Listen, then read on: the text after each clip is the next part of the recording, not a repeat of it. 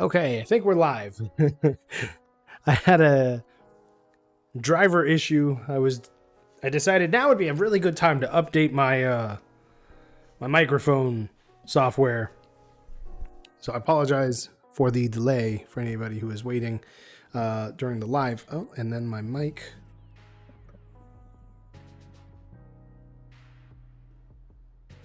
There we go. It was all loose on my painting desk here. So for those watching the live, the replay, welcome. How are you guys doing? Hopefully you're doing well tonight or today, whenever you're watching. Something that I did off camera. I've been working on these.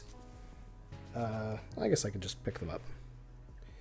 These new vehicles that are going to be coming out for Haven very soon. They're called SPTs or Spits. And these are I guess more of like a real world equivalent would be something like the Hummer or an MRAP. And it comes, this is the standard version. And you have 6 different ones. I only have 5 of them here. There's 2 regular SPTs. You can't see the other one. This is the personnel transport version. So you see it's got some little doors there. Rear doors in the back, so it can carry a whole fire team of infantry, like raiders. This, actually, that's the, yeah. Yeah, that should be the infantry transport. This should be the cargo version. Sorry, having a brain fart. This is the cargo version to transport electronics. This is, or, other equipment. This is the laser version. So it's got a laser turret here, still retains the same heavy machine gun and smoke grenade launchers, but it has a laser turret. And then this is the missile version. And the last one that's not here is the command SPT. And that is basically I wanted the SPTs to be able to have all these different variants, all these different loadouts. One, because it looks really cool on the table. It looks like you got your own little kind of convoy thing going on. But additionally, it's a cheap vehicle. It'll be the cheapest vehicle so far in the game when it does come out. And it'll have a wider role or wider number of jobs that it can accomplish for Orca and Haven players. So we'll just go ahead and set these aside. I finished these, like I said, off screen. And got them all weathered. I need to work on a command one. And tonight, we are going to be working on the Vega. And right before I started streaming, I bumped this over and I broke off its arms. I got to fix that. It landed pretty hard. But we're going to be working on the Vega tonight, which I'm excited for because this is the updated version, which will be going out pretty soon to those who already had purchased the Vega in the past. And then it'll be, updated STLs and whatnot. And this particular one that I'm holding is a variant that's going to be rolling out here soon. I don't have an exact name for it yet that I can release, but it's going to have, once this done dries, it traded out the cannon. You know what I could do? Oh, almost. Once this dries, I could actually just show you the 2 torsos because I have them both. Are you going to stay or are you going to... Okay. You're going to stay mostly. All right, while that dries, let's fix that. So this is the standard torso. So it's got 2 lasers, 2 Gatling guns, 2 smoke grenade launchers, the long-range ballistic cannon, and then also the missile launcher. Not to mention that on the base of the Vega has this machine gun here to help fight off against infantry.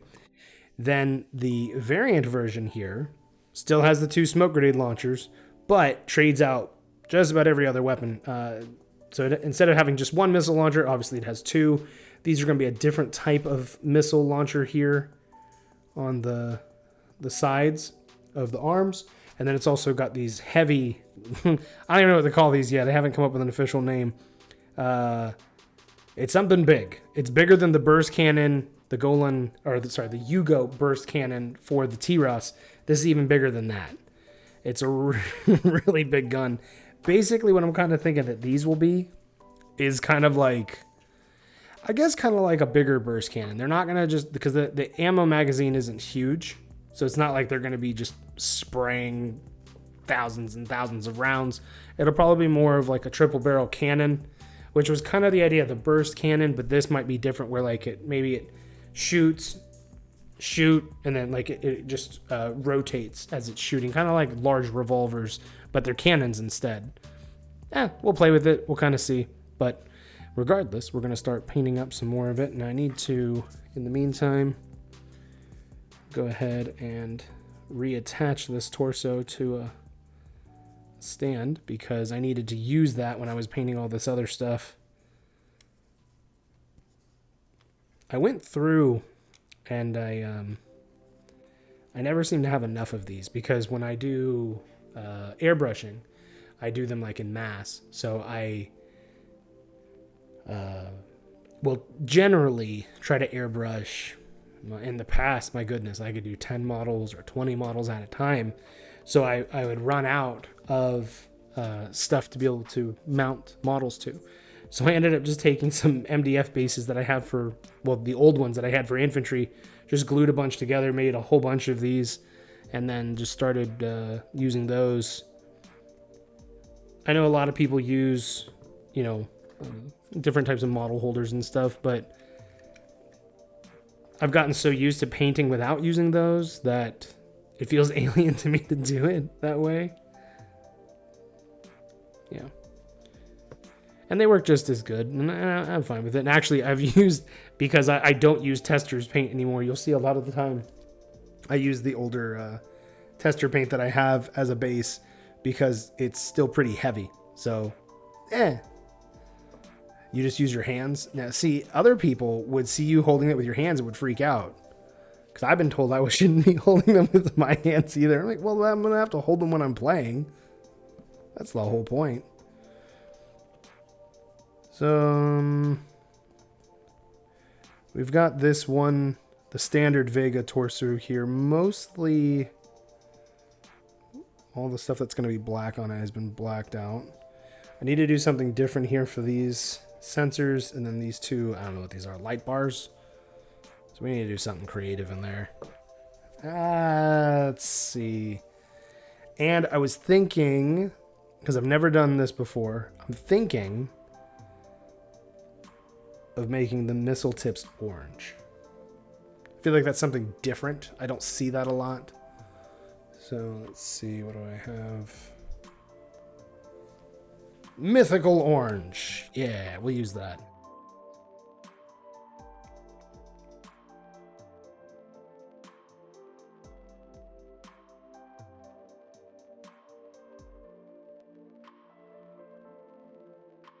Try something new out. Tired of doing just either black tip or red tip or, type of missiles. I'm going to try something a little fancier. Although when we come back to this one, I might end up doing something more basic of like a red or something for those other missiles, but I'm going to try something new.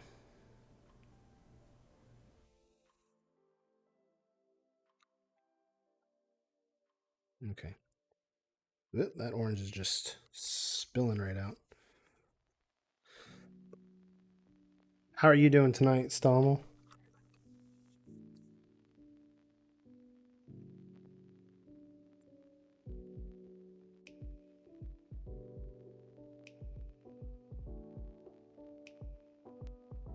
There you go.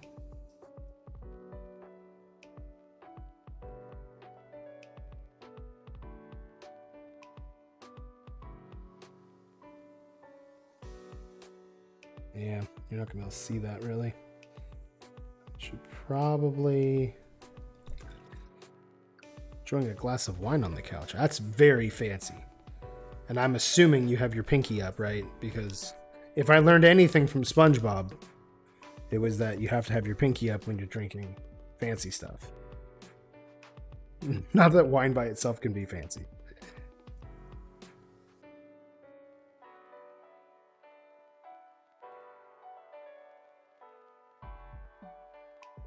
We're gonna try this burnt orange first because I know it's got a darker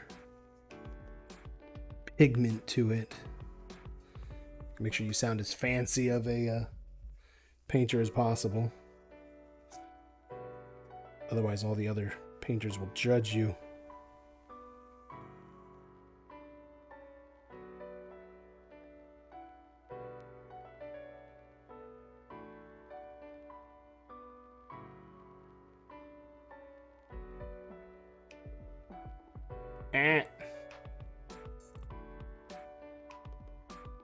Off to a very good start. I just start using a color and I just completely miss that spot.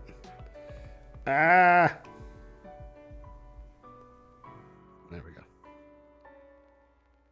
And then I think the wash will end up fixing the rest of that there.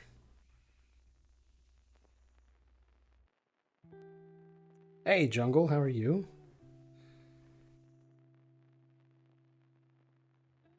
The new Vega arms are sick.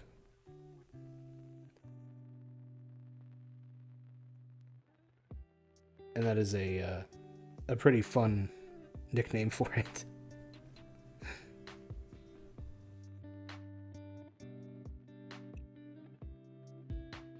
No, it's not Carl's. It is Bradley Miniatures. Same guy who did like the Goblin and the Troll. He was the one who worked on the Vega originally, and I had those arms made for the Vega back when he made the Vega. So it's been sitting for a long time on a hard drive. And figured now is about the time we need to be getting those things rolled out, man.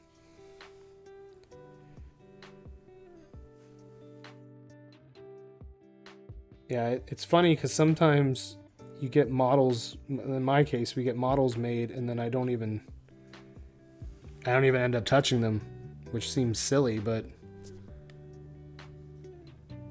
it's a little dark right now. But it'll work. What? Yeah, I guess I did. It wasn't super intentional.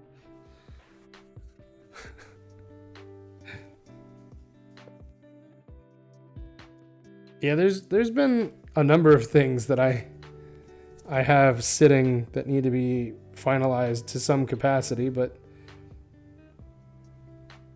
that's what this whole year is kind of about, like catching up and refining.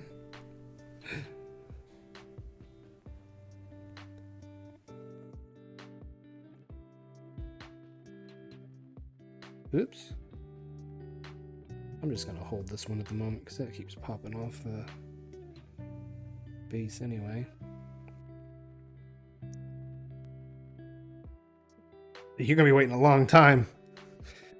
You're waiting for my apology. I've done a sufficient job of guilting myself, so. Oh, the sword printer's waiting? Oh, I want to see how that turns out. I'm looking forward to that. I would like this year to be able to kind of do some other fun variants of things as well.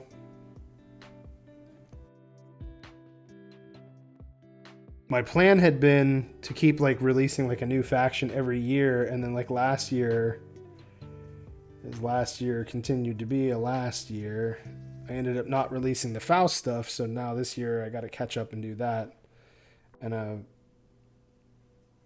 at the moment, I'm thinking the Faust and Ethereal will have to be the new factions. Now that we're catching up on things and things are actually rolling out, and that just needs to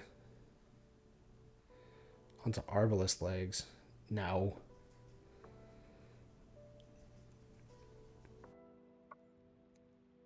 Dreads. Just waiting for some love.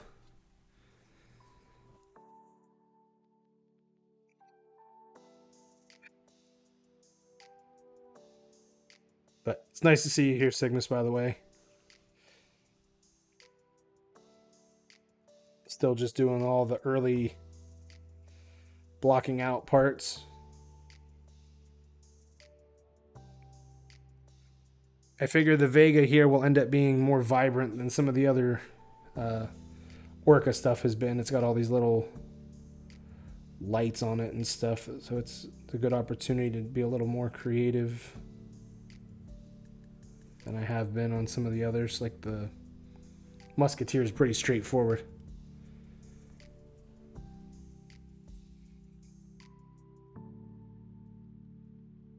Yeah, have fun with that, Jungle.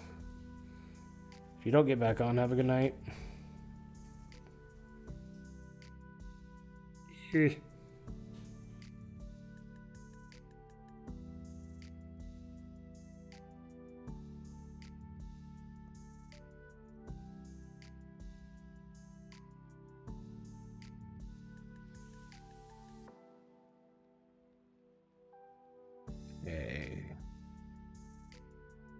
Ah.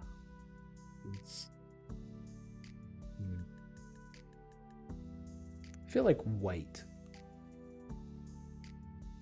Or we could do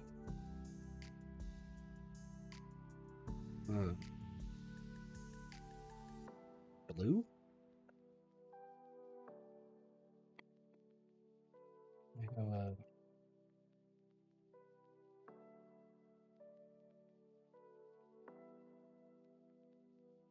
Let's see. Got crystal blue, and I think it is all dried up, which is fine because we'll just make some other blue. Or you know what I could do? Is that a metallic? Yeah, it's a metallic. I don't want to do that. What is this? This is a layer.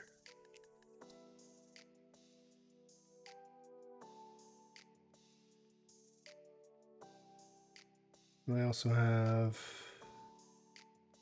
sky blue. It's more of like a teal. Yeah, let's do sky blue for this. Then I'll have to remember to make notes because otherwise the colors will be all different now. Actually, I haven't even... Have I? I guess I have used this sky blue. I didn't remember that.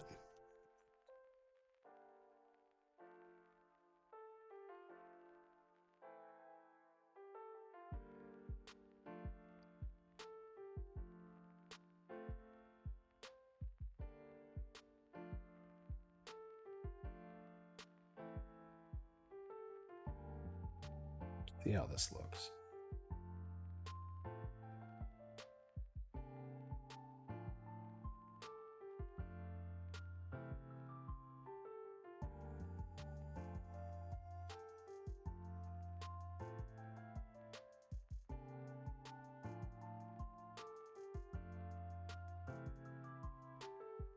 It's different.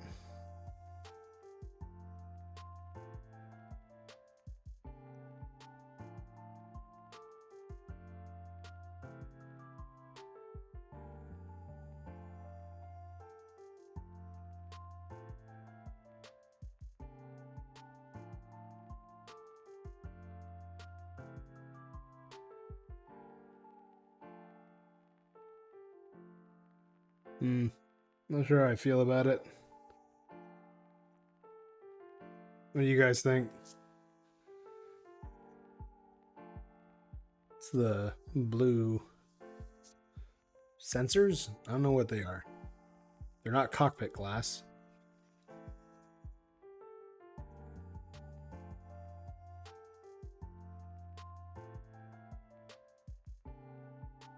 I don't hate it. I was in love with it, is what I wanted. I feel like it needs to be a darker blue.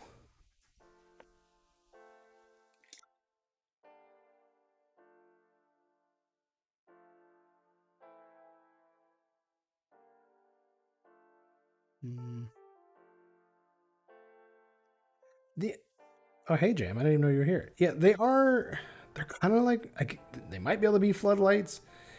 This was one of those things that was like designed and I was like, sure. There should be different types of sensors but there would also be these sensors here on the arms. Those would be sensors or optics. Although the optics are probably up in here, have the cameras behind glass, because then you can see out the sides and out the front, and they're here on the back somewhere, maybe back here.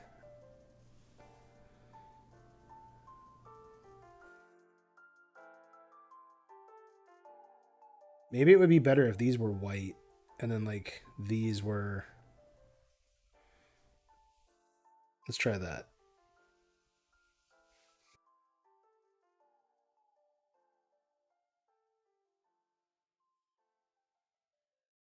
I immediately like the blue there. I don't like it in the other spot.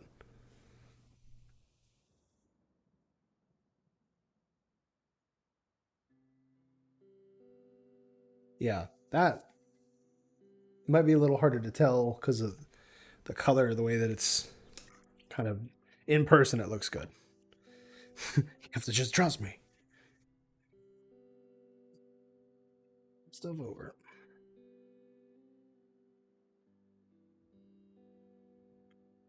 Oh, you do this bold titanium white. See how that fills in over that blue. Probably take a couple of tries. But I think we can get it.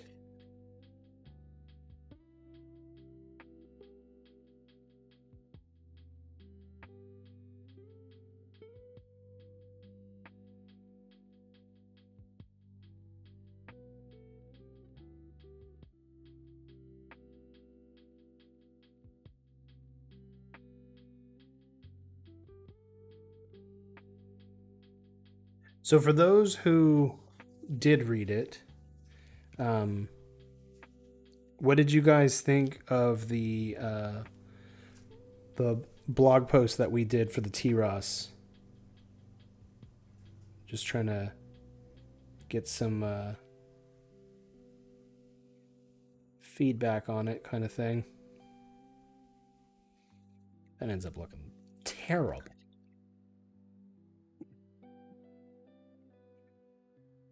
Like really thick for some reason. You know, it was a bummer because from what I understood, Pro Acryl was supposed to be like good, but it's not that it's bad. It's much thicker than what I was told. It sounds very wet, but it just I don't know what its deal is. Yeah, that's fine, Cygnus. That's totally fine. I know everybody's busy with 10 billion jillion things to be doing out there in the world.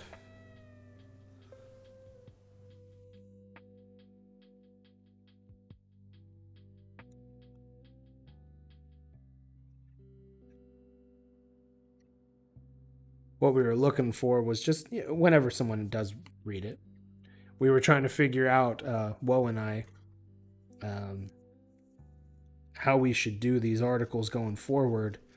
If we should focus on like lore information, or if we should focus on tactics for like in the game, or just more of like an overview, which is kind of more of what we did. We did a little bit of everything, or I don't know. We figure out something else that is like the primary focus for the articles, just to kind of make sure we're going in the right direction, kind of deals.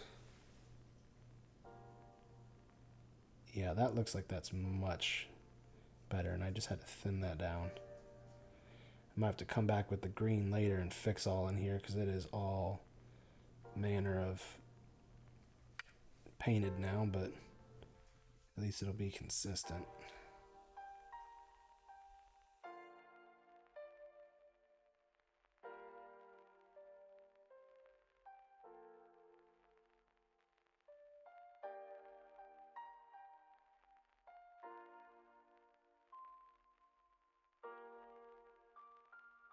Mm.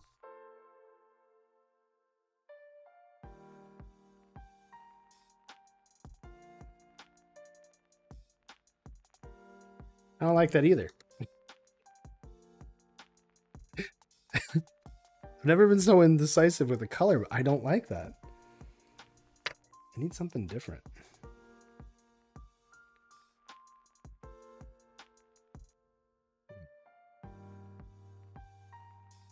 What if we tried this gray out?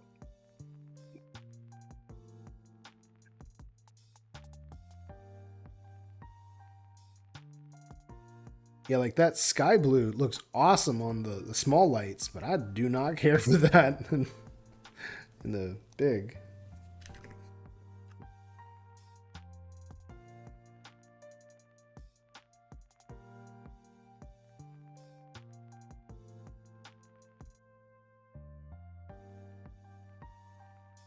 So Cygnus, have you been watching is it the Witch from Mercury for Gundam?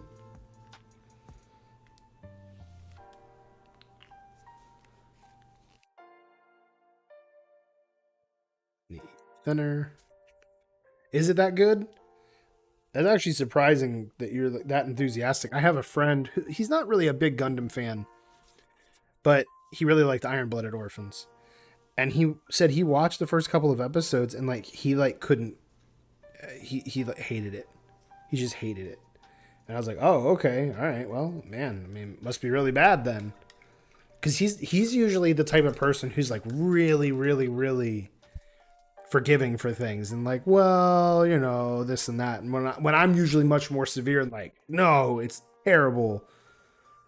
It's one of those fantastic opening slow burn. Okay.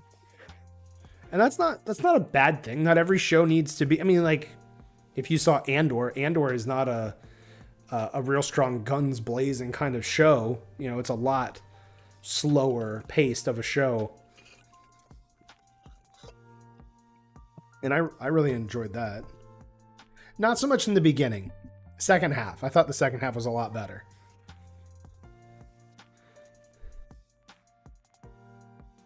Okay. Yeah. And because as I understand it, The Witch from Mercury has to involve a lot of world building because it's in another side universe, right?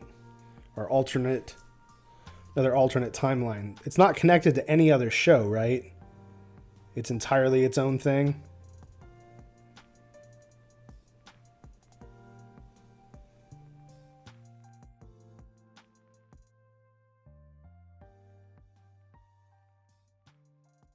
The fights are that good, huh?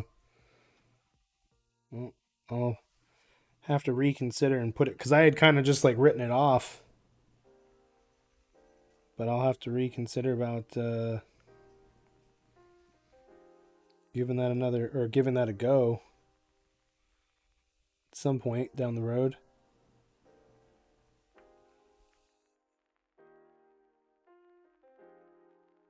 Just went and read the blog post. It's good, like one of those classic truck vehicle commercials. Well, that's kind of what we were going for. Not trying to like blow smoke about the T-Ross though either. Like we're not trying to be like, oh, it's so good, and then like you play it and you're like, this is trash. Why would anybody ever pick this model?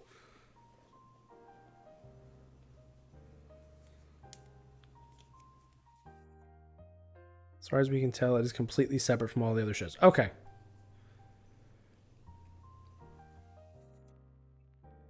And that's always been fine for me because, like, I mean, I like G Gundam.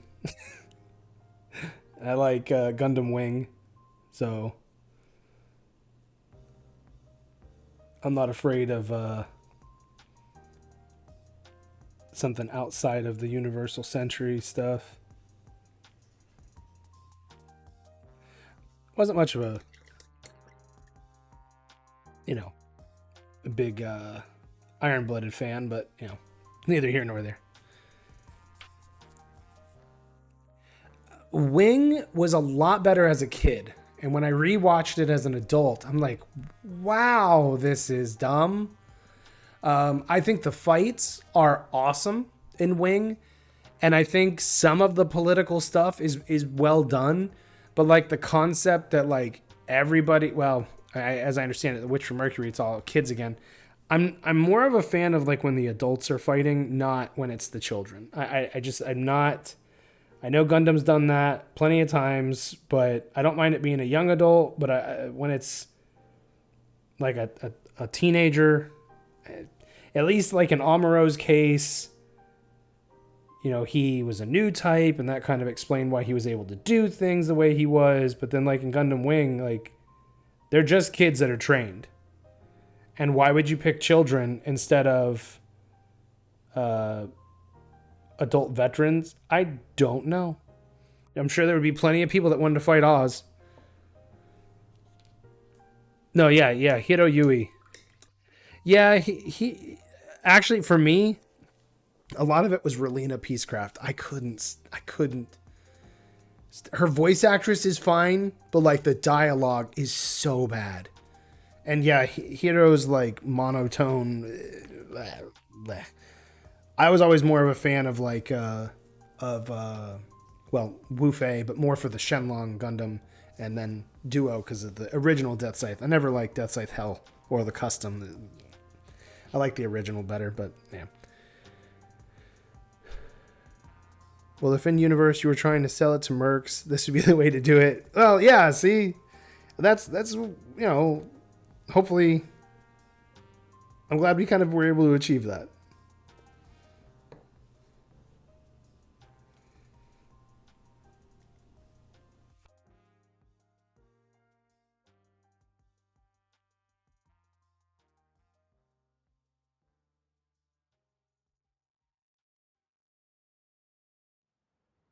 It definitely was our intention of kind of making it seem, uh, like those articles that you would see like in magazines and stuff.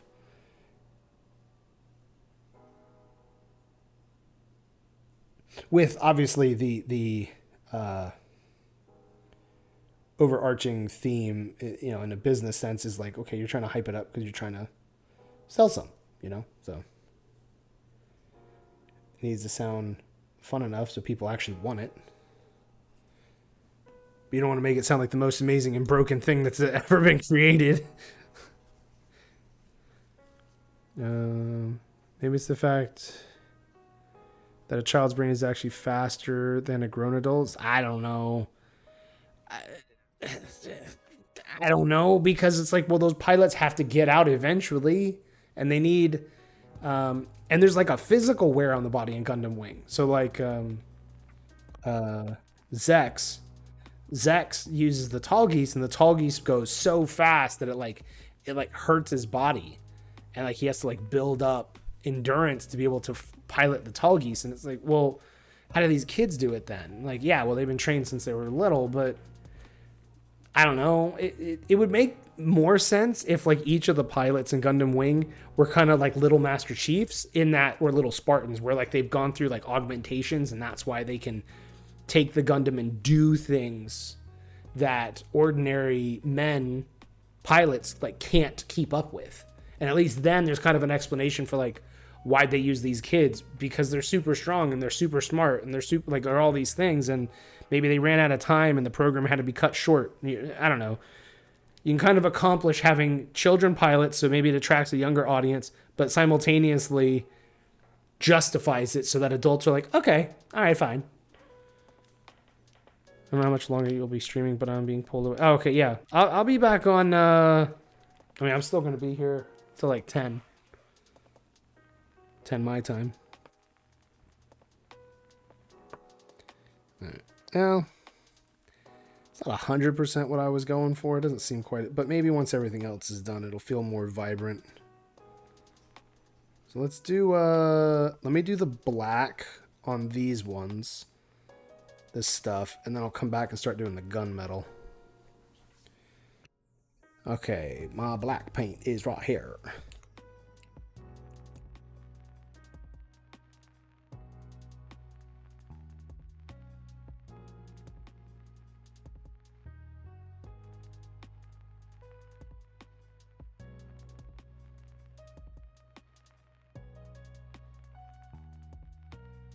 A little bit of a slower night tonight. That's fine. It happens. Eeh.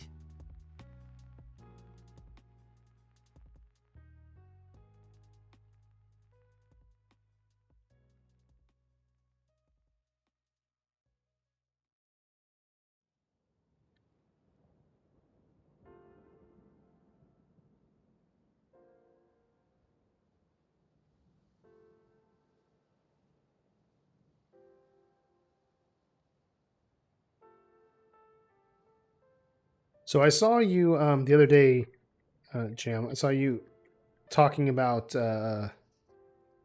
desiring to see like faction primers. Is that right? Where can I place this without messing? Oh, let's set it over there.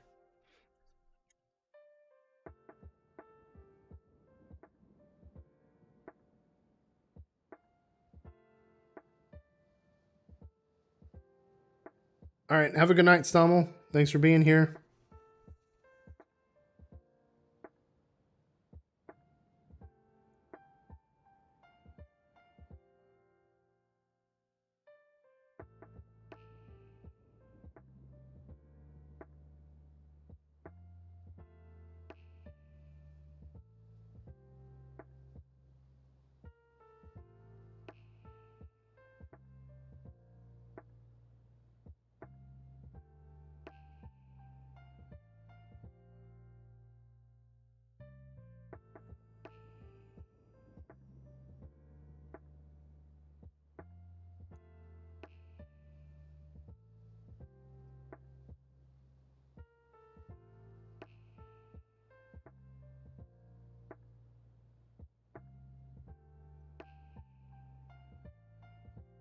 Well, I would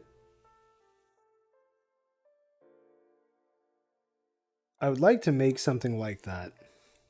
I didn't think of actually doing like a primer. I had thought of doing before, like, you know, the BattleTech equivalent of like a field manual or a source book or a codex kind of thing. But then you're like, well, now you're discussing lots of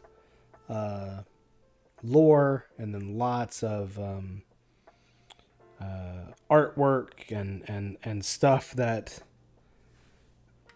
hasn't really been all the way thought through. And I don't know. I keep kicking around, and I know you've been requesting stuff for a while, and I've been kind of kicking around like if there's a way to, I don't know, do something sort of like an across the verse entry, but more of like focused on a particular faction, not the same series, but that sort of idea where it's a 20-ish page thing where it's not. I don't know. My goodness, I could easily see a field manual being 100 pages. You're like, and like that's cool, but then you think of all the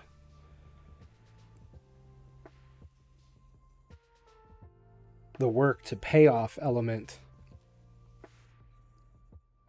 And I hate being like that. I much more just want to create, not worry about like, will it sell? Will we make back what we've invested? And I'd much rather just be in a position to just, you know, dream of it, right? And just create. I don't mind the business side of things. It's just it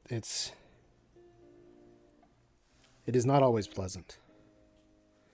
I was thinking smaller to give you the chance to do it, but also if it is smaller, people will be more likely to actually read it, and that's true as well. So if let's just because it's just the two of us right now anyway. So if you could, with the idea that it would be something that's smaller, if you could have whatever you wanted in it, right, and it's focused on one particular faction, what is like the top, I don't know, 5 things you would want to see included? Oof, sorry.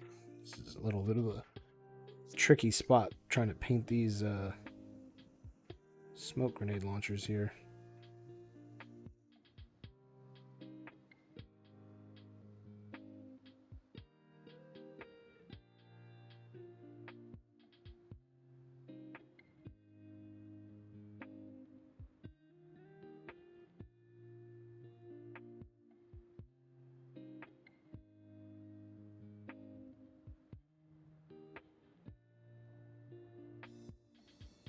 Oof, these are. There we go.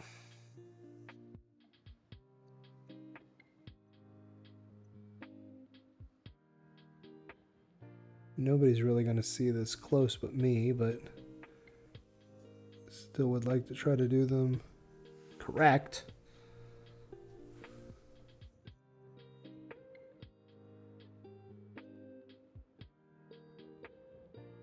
All right. Let's do these here.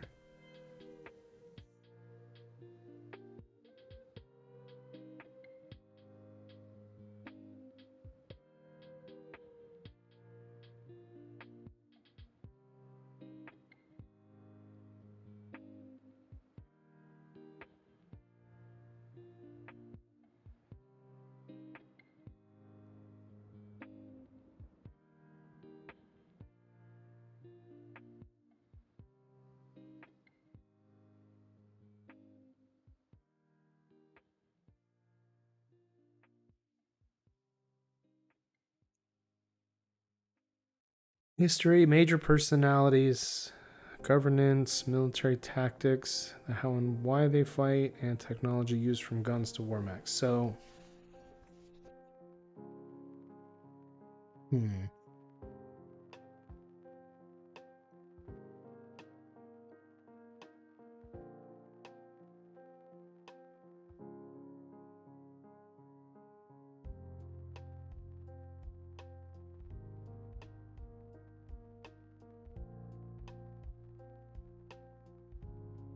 my first reaction is like, "Hey, Prophet, how are you?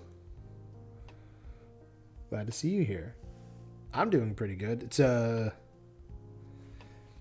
Jam and I right now. There was a couple of others, but they had to go put their kids to bed or were still at work, so they had to go back and do stuff. It's a little bit of a quieter evening tonight.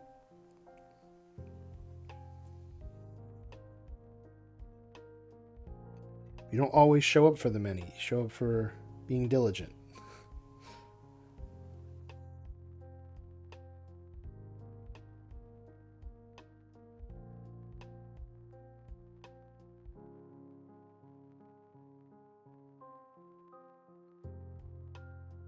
Three pages? I mean, that's not out of the question.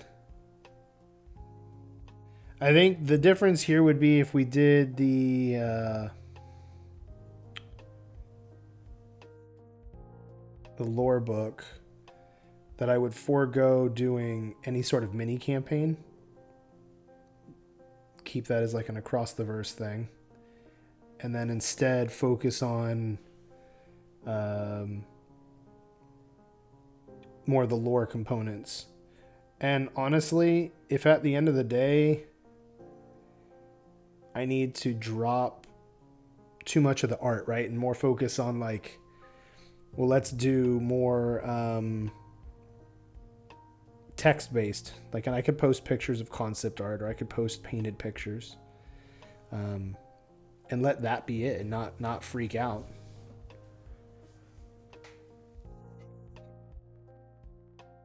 Well, hey, if you want to do another campaign, I am absolutely down for doing that.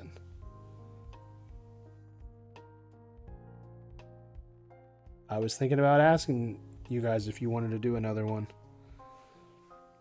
I've got all this stuff painted. A lot more stuff painted than I used to have. Well, I guess that's not entirely true. I had a bunch of other stuff that was painted, but it's a lot better painted.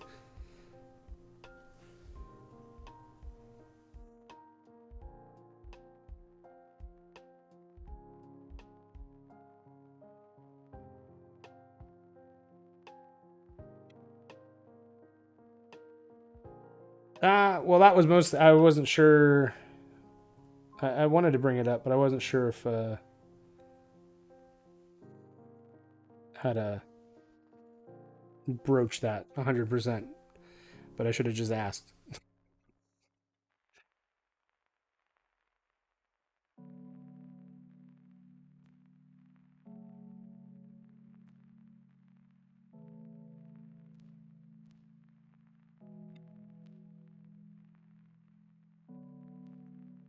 So let me Jam, in relation to that, the faction primer. if it, let's say we round it to 20, 25 pages, right? So it's still very comparable to Across the Verse size. How much do you think something like that is worth? Like, to you, how much is a digital version like that, where it's like the same Across the Verse style, where it's like an 8.5 by 11. I tried to do bigger pages because if they ever are printed, I wanted it to be a nicer thing.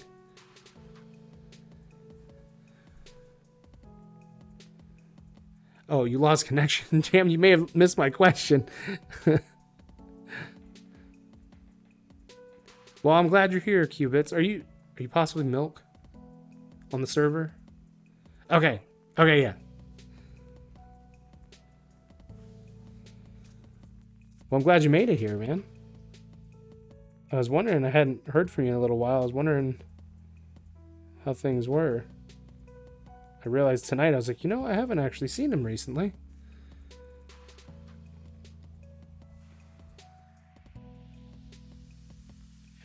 That's how I feel about when I'm playing video games. I have way too many different usernames. And then like when I do Discord or I do like everything else, I just use my real name. So it gets confusing.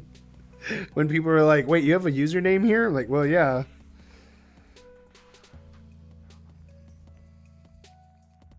Well, it's good to be working, but I'm glad that you're here.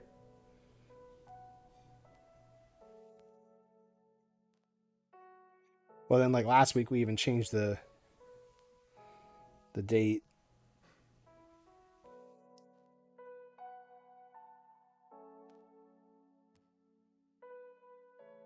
There we go. Ooh. Paint that in.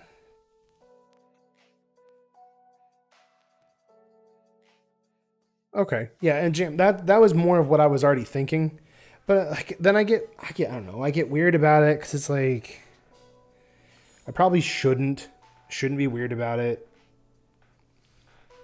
I don't know. I'm always, as a creator, I'll like second guess myself if we've never had like huge explosion of sales except from, well, it wasn't even really an explosion when we did the initial pre-order for the game back in 2020. But then I never even heard from a bunch of those people who bought the game. I never even knew if they ever played it. We mailed it all out and stuff, and but most of those people never heard. They never responded to any other messages or anything. I didn't message every single one of them, but the ones I did.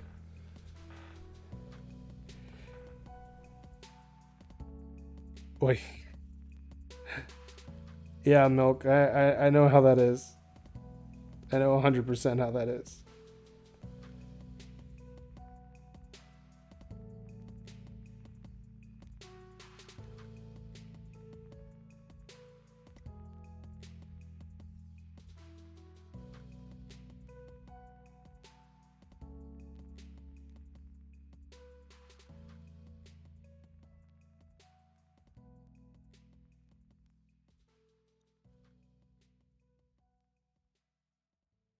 Spent 40 on that Snake Eyes and Timber 2 pack. Oh, and then the 70 on the other. Yeah.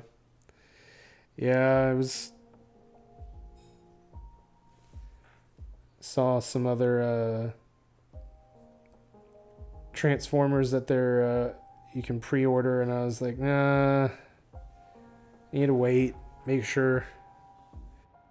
It's fun to be able to do it like with my kids, my two older boys, but got to make sure other stuff's in order first before I worry about that.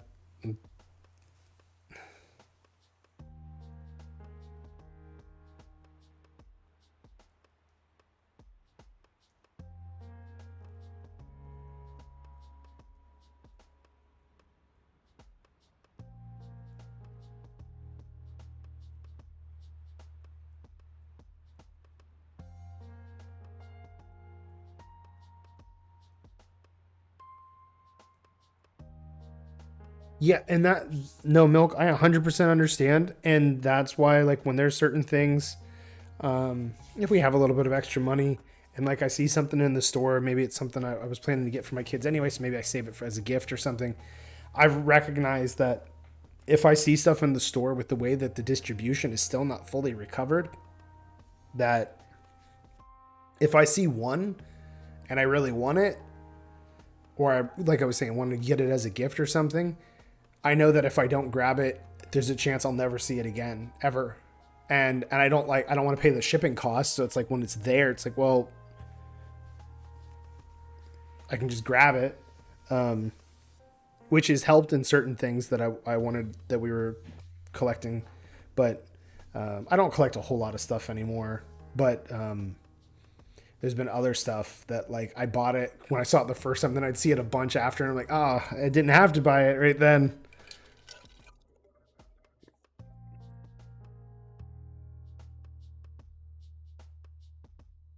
Ugh. Oh, so I already painted that black. Welcome back, Jungle. Yes, those are going to get used for another project, but I do have them still. I have not gotten rid of them. Ah! Is that white still good? Can I use it? Did it dry up? Ooh, it's close. Let's see, is it still... Yeah, it's still fine.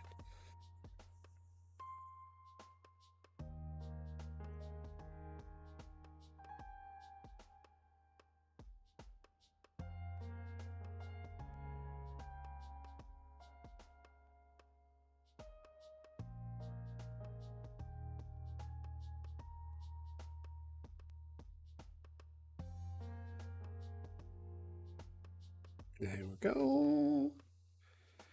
I don't actually like wet palettes. I've tried to use them several times. I have one.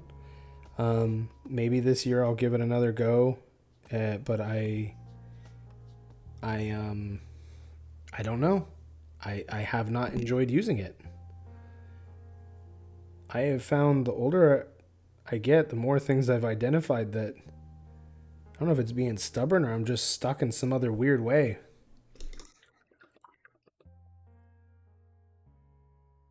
But I know a lot of painters use them. I just have not figured out how to get on board with it.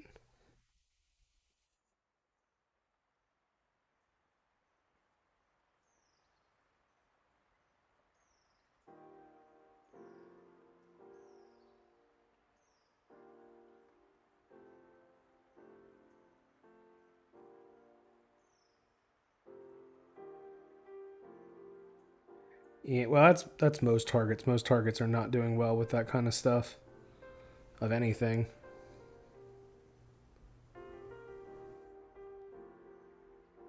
At least certain things. Kursala's here. When did he sneak in? They did move. I almost used one of them. You don't even know that, Kursala. And I was like, no, I'm gonna wait for when I do that special project. I don't know if I. Oh, I was saying, Prophet, that I have not gotten used to using a wet palette, so I don't don't use it. I haven't really liked it. Oh, you just got here. Okay, well, because from what I can see, oh my goodness. Okay, we were at 3 viewers and then it jumped to 7 just now. That was why I was like, I guess everybody else just keeps dropping out. So I have no idea. I need some red. Some red. This is red.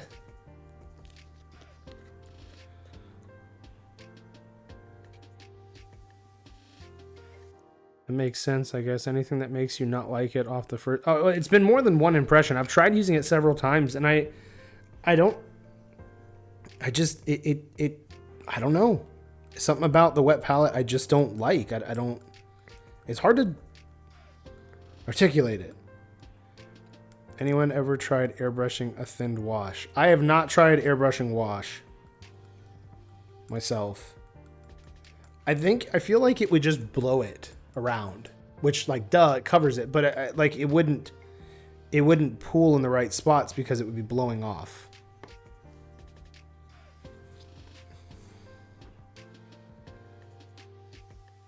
Ew, there is a fuzz there.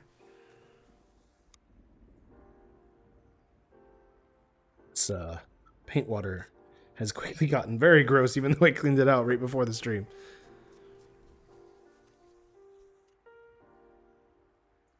Well, that's cool though. Like I said, Milk, I'm glad you're here.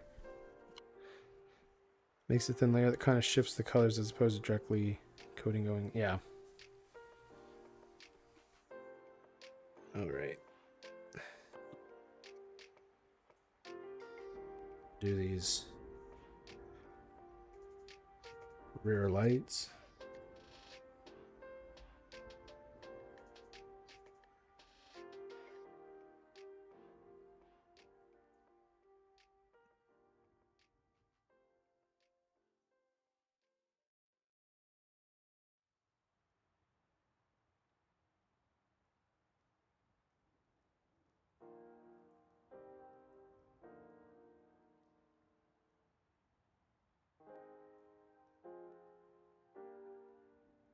I didn't even know they were coming out with that.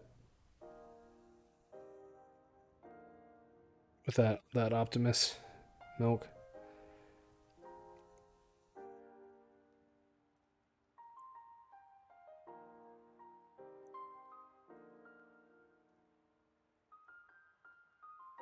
Just trying to focus on this, and then I'll. There we go.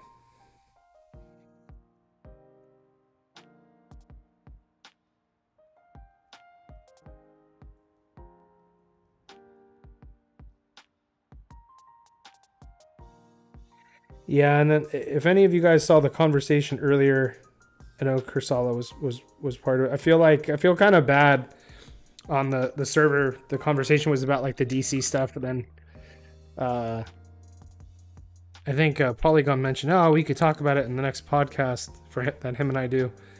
And his joke was like, basically that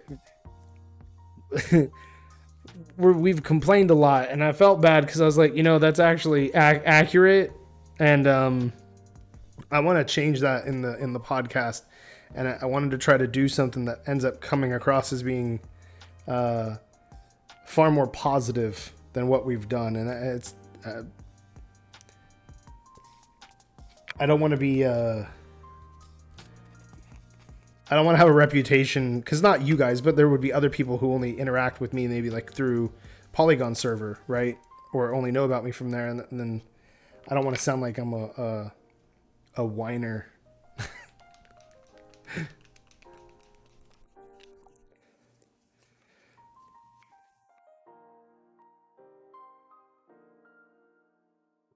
Because unfortunately, in real life, I've not whining, but just that I've been labeled as basically as a Debbie Downer all the time. So I've been trying to not fall back into that. Where the heck did I put that? I thought I put a drop in there.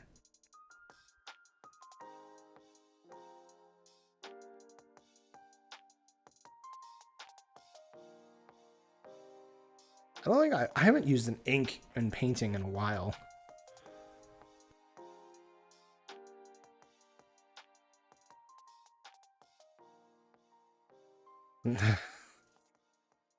You were just gonna buy it and return it. Why? That doesn't make sense.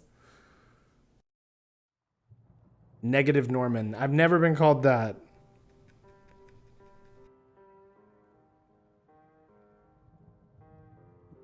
I have been called other things, but not ever that.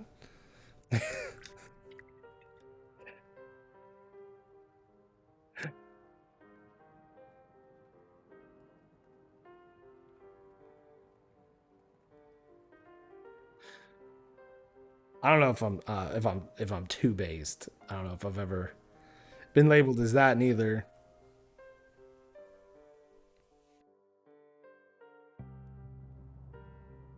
Huh?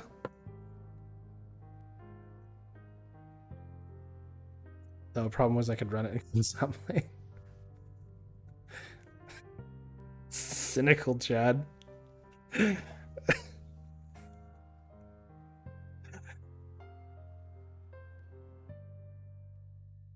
Yeah, I don't think that's never been a label of mine either.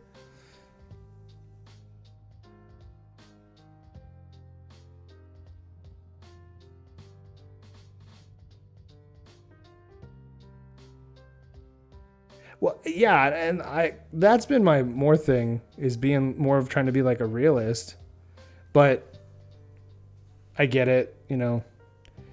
Not everybody wants to hear that. They want to hear, oh yeah, we can definitely do that or whatever, because it was more from work related stuff.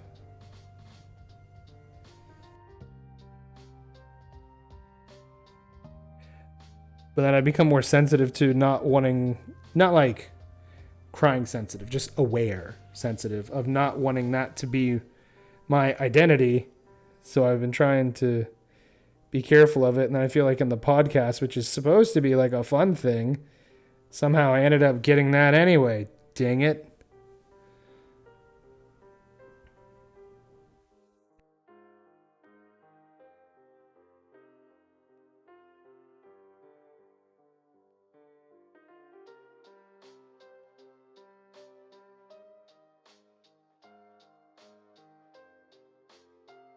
Leave that until after I do the. Yeah, it's definitely not raunchy. It's. I don't think I can do that, Jam. I don't know if I can. I try to be more positive, and like Jungle Plague is fantastic at that. He's fantastic at being a positive person, and I it's not that I'm not like cheerful or positive or, you know, with a like, well, we'll just have to figure it out kind of attitude. I just, my predisposition is not that.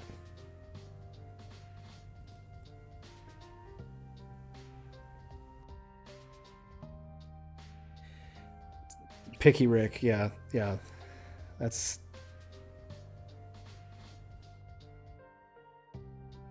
this is what it feels like closer to.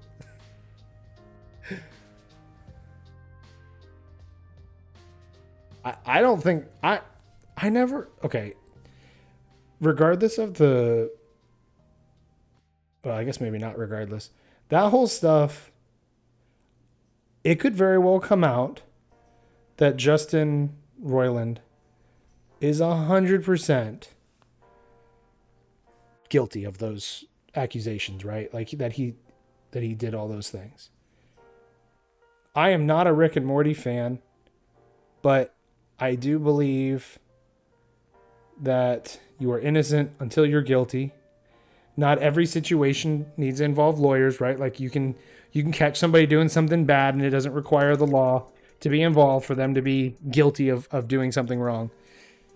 If he is guilty, he should get in trouble for it. He should be punished. But otherwise, watching a guy lose all these brands that he's created, all these IPs, these characters he's created, and he hasn't even gone to court yet, as far as I understand it, is mind blowing. That all these companies are just cutting all these connections with him. And like I said, I'm not a fan of the show. I never understood the whole Pickle Rick thing. I saw that episode. I since stopped watching Rick and Morty, but I didn't think that episode was very funny. But at that point, I'd already heard the whole, hey, it's Pickle Rick, like 1,000 times before that. So I was already like, oh, good, this is that episode. I hate seeing people lose everything before they've even, like in that case, before the truth has come out. And if he did it, yeah, man, you know, he should pay. But otherwise, like, geez. Yeah, the show's still going to be running, but he did the named characters. The whole title was him. So it's crazy to just be like, how can you take that away and give that to somebody else and expect the fans to be like, yeah, when he hasn't even been convicted?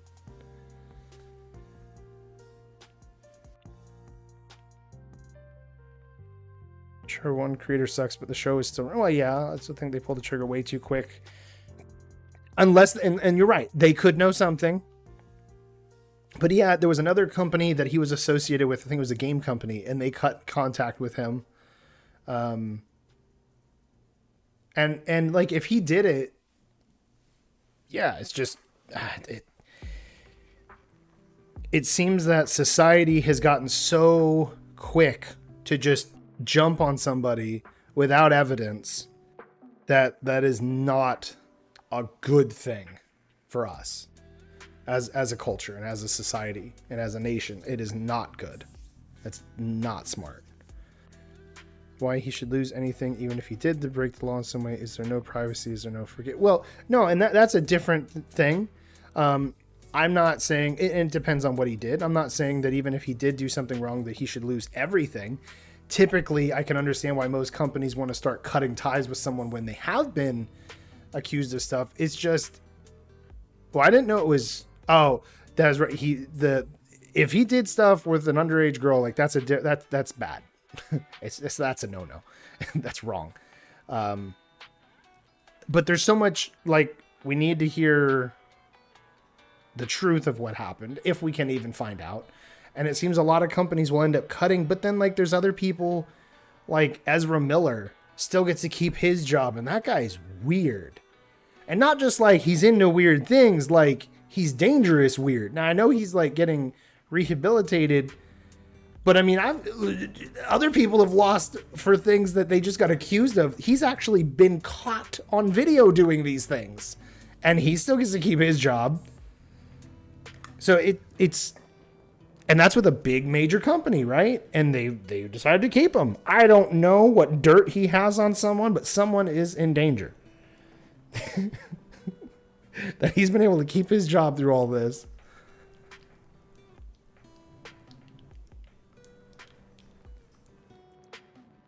Which, if that's true, Prophet, then it's wrong. It's wrong to do. But James Gunn's been able to come back and get his job. He wasn't accused of doing it purposely, but I mean, he was making super light and making lots of jokes about underage contact. And that, I personally don't think that's cool. But he lost his job from Disney and then he got it back. And that could end up happening here with Justin. They could say, like, look, dude, this isn't good. So we're going to let you go. We're going to see how this plays out. If everything works out pretty good, in a couple of months to a year, we'll bring you back. And you won't even notice anything. We'll even pay you for the time that you're gone or whatever. It's goofy. There's a counterpoint that she may have been 18 when he started. Well, whether or not it's gross, once she's 18, it's a different area than when she's a minor. Hollywood is not known for having men and women of strong character, strong moral character. Wouldn't be surprised if Honolulu Police Department has to stop Ezra Miller kit. It's like some special, like blow dart things. It affects only Ezra Millers.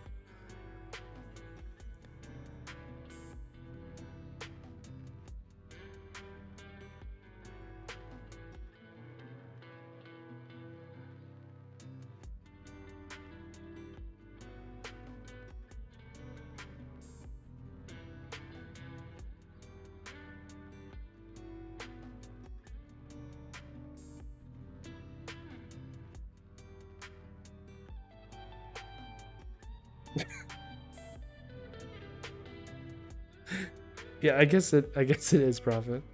You don't have to write it though. I love seeing tweets of people being like, yo, I feel sorry for Hawaii dealing with Ezra Miller. Then I realized I live here. Yeah, man, I feel bad. Wait a minute. That's me.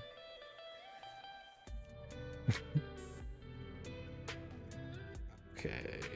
I'm gonna start.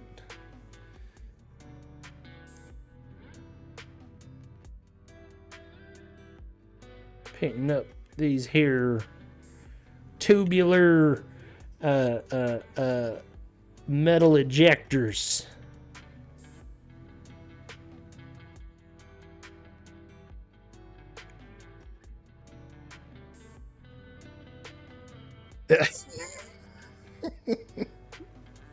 Well, you better bring your anti-Ezra Miller bear spray with you wherever you go, because you are not safe. Now, if he turns his life around, which would be preferred, that'd be great, right? You don't want to, but like, it's dangerous right now.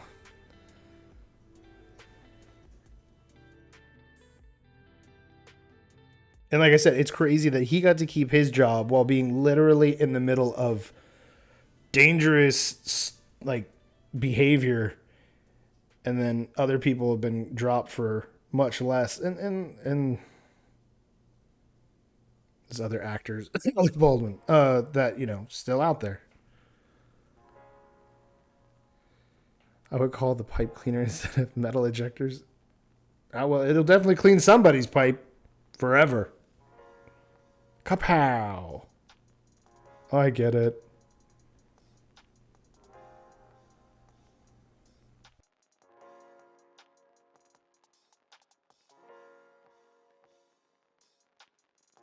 The real question, Milk, is can you run faster than the Flash?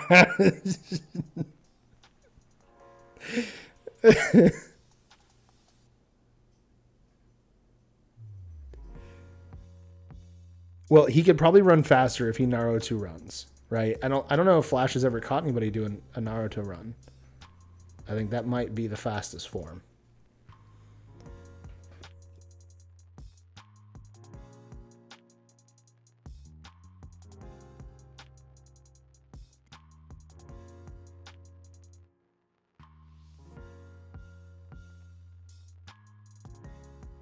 All right, very carefully we will paint these border very carefully.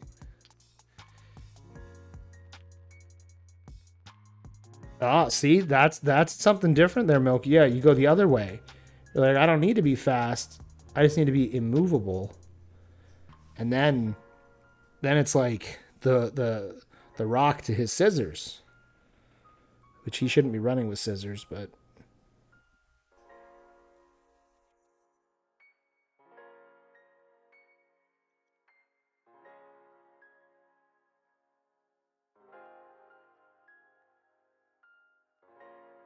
just use the still force.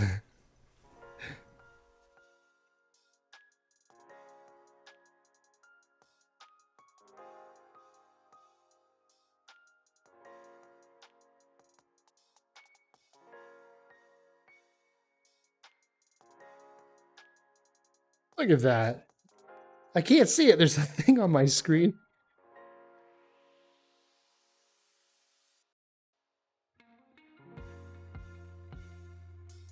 I had a pop up for the stupid whatever McAfee antivirus that I don't even want on my computer. You can't really see it. It's all shiny. A little bit there. I painted the very tip of the barrels. That Superman and Lois' show take on Steel. His suit straight up looks cool, but he looks like Doomslayer from the... Yeah, McAfee is gross, and it's just on my computer. I don't want it. I haven't actually seen that. I haven't seen that yet. I think it sucks because I actually prefer DC superheroes to Marvel. But I like watching like the animated films that they make. I've enjoyed like a more mature, take on some of these heroes and stuff. And if they honestly, I think I prefer the animated to the live action because I don't know, it's just I like things staying more consistent. You can control it, right? You can tell stories that aren't always the most popular ones, but are still fun. But man, we'll see what they end up doing. I'm not super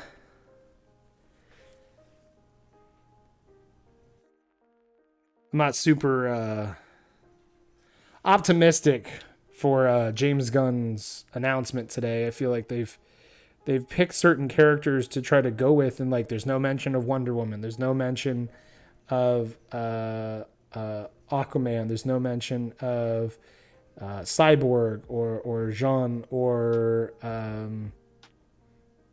some of the other, like they mentioned Green Lantern, but like it's gonna be like a, what does he say, like a True Detective thing, and I'm like, I mean, that could be good. I guess we'll see. And then I didn't understand why it didn't show Hal Jordan as the Green Lantern and then John Stewart as the Yellow Lantern, which I'm not as big on Green Lantern lore, but I know that in the Justice League cartoon, the old show, old, it was like 2000-ish. That was John Stewart, right, as Green Lantern. So there was no Hal Jordan in that instance. So I thought, how can you have both? Have both ever existed simultaneously in a universe? Because I always just thought if you had one, you didn't have the other.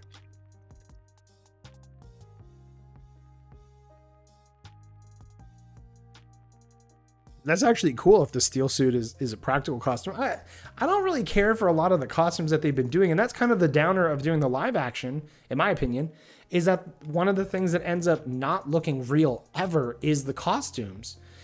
I know sometimes, like Iron Man, it's hard to make a real functional Iron Man suit, right? That's going to be difficult. But I like seeing a real costume. I know it's a prop, but I like seeing it real because it makes the movie feel more realistic. If it's going to be animated and you make the whole thing CGI or the whole thing cartoon, like 2D, I'm fine. I'm fine with that. But it's jarring to see so much CGI in a live action in that context. Because even like in Star Wars, when they're doing a lot of the scenes are CGI, the human characters are still wearing real clothing. So like when you see them, they look real.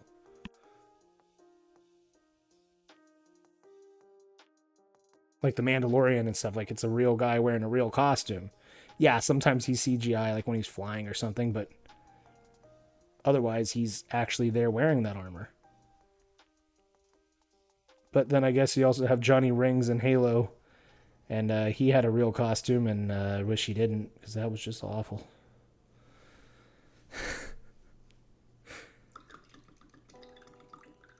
Oh, John is a purple lantern if he is? Well, I always thought yellow and red were like the bad guys. So then, isn't purple kind of like chaotic? No, I know, and yeah, Johnny Rings did not fit him. It was a bad costume. But that's in part because Master Chief doesn't always look like he could wear his own armor and have a real man inside of there. Now I know people have made the real costume. I've seen them and they look amazing. Friggin' Paramount can't figure it out.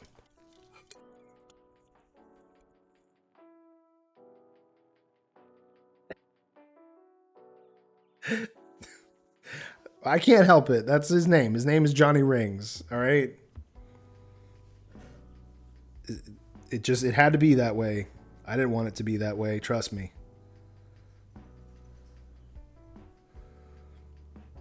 None of us wanted it to be this way, Prophet. None of us did. But it's the universe we live in. Damn it.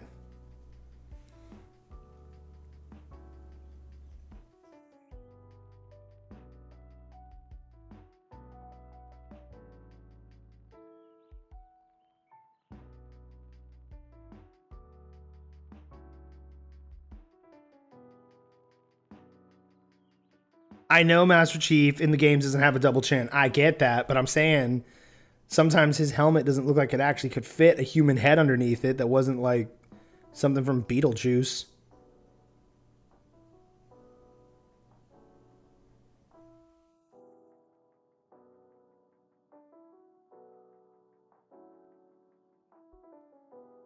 Looks decent.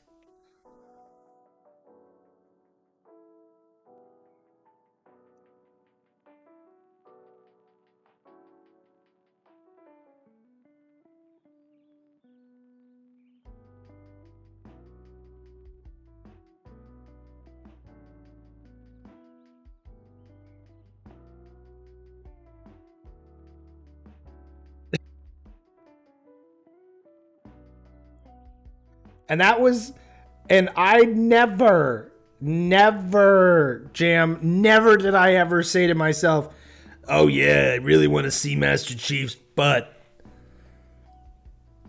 Never. I could have gone my entire life without that thought ever entering my mind, let alone being forced to see it.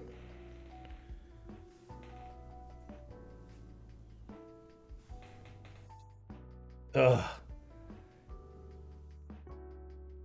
But Rick, it was such good story. Shut up. It's not. It was terrible.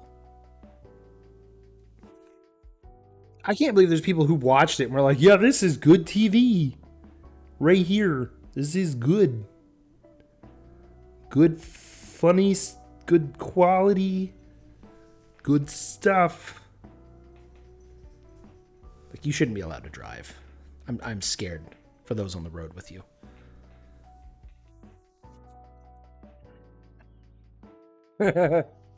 Profit. Oh. That's a show that like I have no qualms just ragging on crazy with. Like I don't feel bad for that show. They deserve every ounce of the ridicule that they receive. And I remember when I was like, I made a whole video on my on my other YouTube channel. Some of you wouldn't know about it, where I was talking about Halo stuff, and I made a whole video. It was a long video. It was like 45 minutes or something, where I was pointing out like why the show wouldn't do good. And one of the things that I had a problem with was them changing the race of Captain Keyes, and it's not because I'm afraid of there being a black man in there. I wanted, if they were going to put somebody, why wasn't Sergeant Johnson there? Right? Well, you know, this is the actor. He did the best job as playing as Captain Keyes. It wasn't really Captain Keyes. It was somebody else. So yeah, he did the best job at playing somebody else. Because it wasn't my Captain Keyes. Not the Captain Keyes that was in Combat Evolved. Not by a long shot.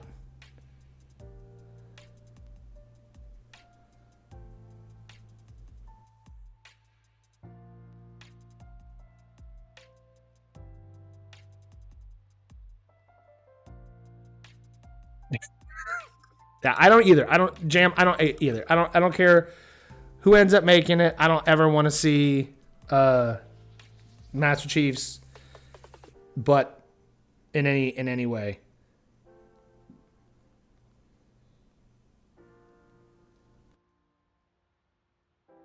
Let me see that picture of Steel. Whoa.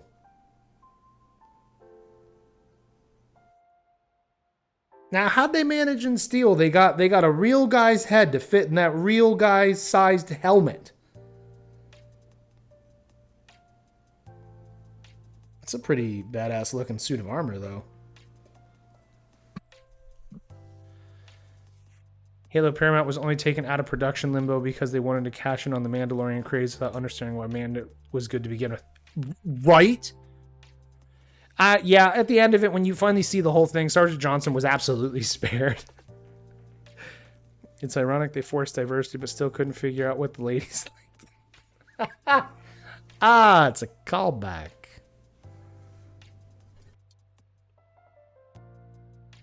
Because Paramount and 343 don't know what the ladies like. Johnson did. And he wasn't there, so nobody could tell them.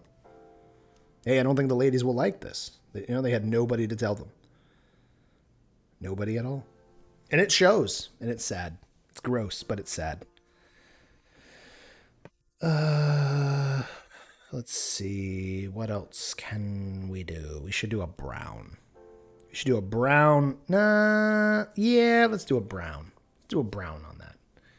Let's do this one. No, I don't want to do that.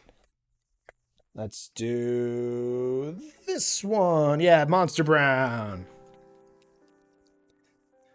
Find it funny that Steel has this cool power armor with built-in weapons, and he's like hammering him.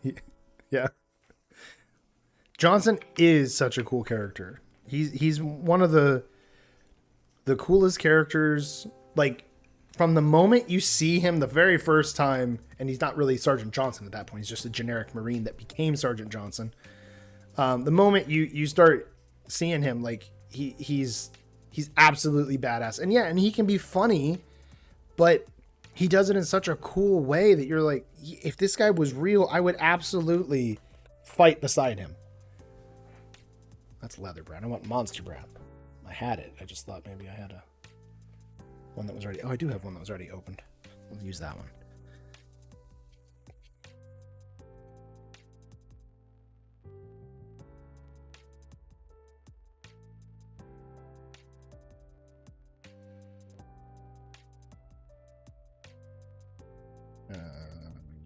Okay. Let's do this brown here on the ballot.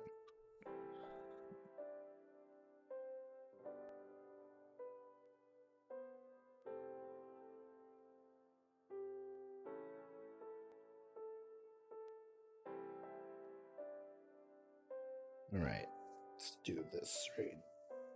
Yeah, we just need a little bit. I don't need much brown. Just painting the rope. You know what? Wait, is that?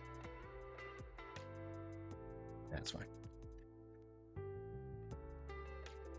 Normalized power armors having cool melee weapons. Well, actually, you probably don't know this yet, Milk, because I know you haven't really looked too much into Revelations. There are, in Revelations, there are 7 characters known as the Keepers of the Republic, and they each have like a special type of power armor.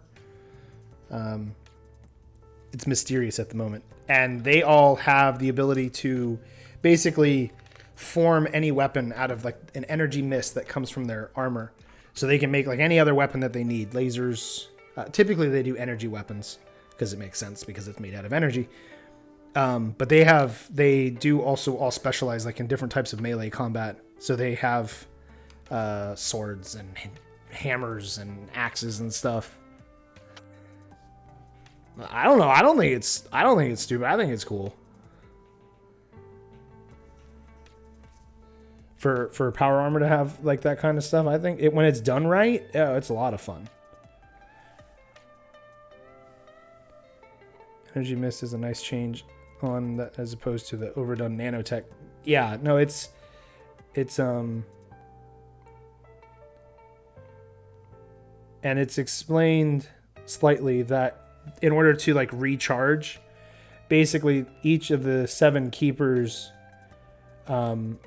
is recharged by a different keeper, and then they also in turn can recharge a different, like each of them is charged by and recharges a different keeper, so it creates a circle where or a cycle where each of the 7 charges somebody different, and then they charge someone, and then they charge, so like and they don't have, it depends on how they use up their energy. They can go a long time without needing to be recharged, but they're all linked together.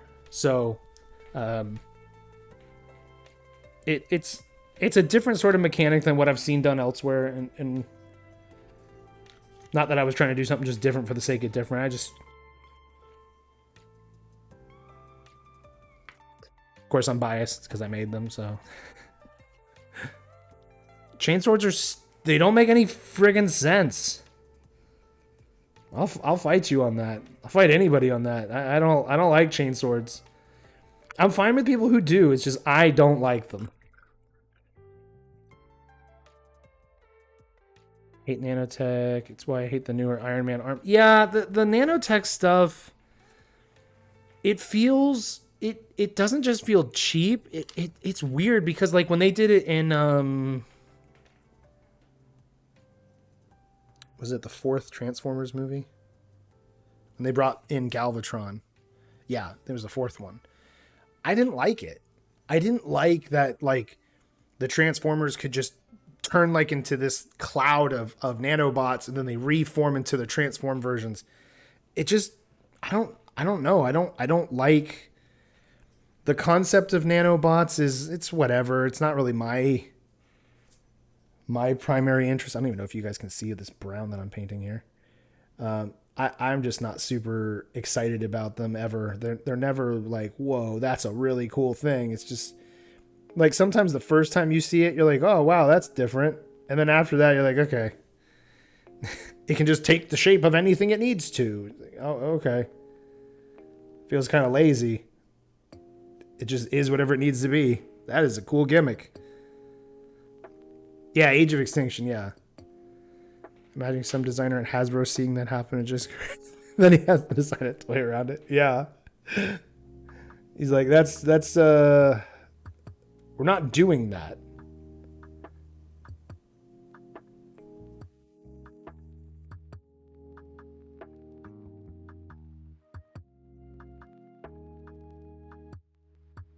And then it doesn't even make sense because if you, well, in the sense of if those Transformers were alive, which I know they had like the essence of, but they weren't really like stuck as that.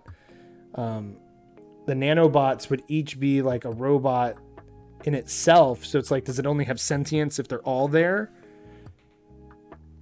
And then if it has sentience with them all there, why doesn't it have sentience with only one of them there? So it's like, then they're almost impossible to kill because then as long as one survives, it should be able to rebuild the body. So then you just send one away every fight, and no matter what happens to you, the base of you, your consciousness will survive. Like, it gets into like a weird place as a storyteller really fast. I'm like, how do I actually get rid of one of these? It's like, well, you have to kill them all at once. Well, okay, yeah, but then why wouldn't I just send them away? Well, it doesn't work that way. Well, why not? You can see nanotech have very specific forms. Yeah, and there's a place for nanotech for sure. It ends up feeling so it feels like it can be anything that the writer wants it to be, and it doesn't have to be in any rules.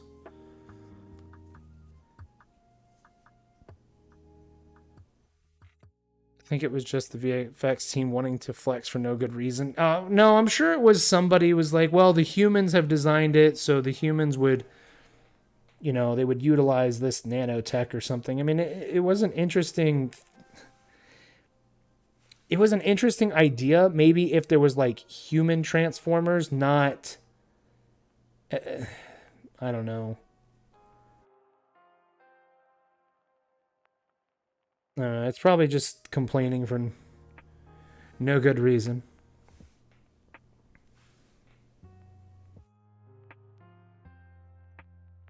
Most of the stuff in the Michael Bay movies was just way over the top and ridiculous anyway, or ridiculously inconsistent, which is, I think, worse in a lot of ways because you got to follow your own dang rules. Complaining does generate clicks in some ways, yes, but then people get tired of like, all I hear is the same stuff. I've unsubscribed from channels before because like I was like, man, all they do is complain. That is it. That's all this guy does.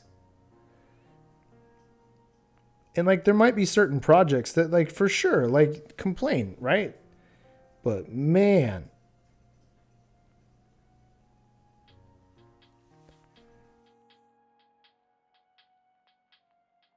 goodness. Like I don't is your channel supposed to be known for just being whiny? Like is that what you want your legacy to be? When people are like, "Yeah, man, I used to watch this guy 30 years ago. All he did was complain."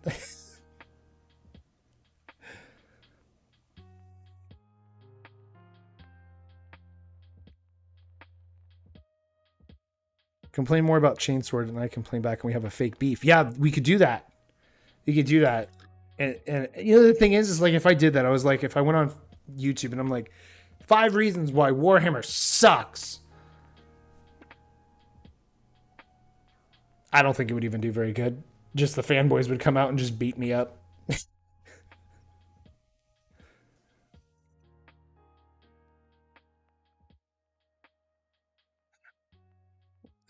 It wouldn't be able to get anything going.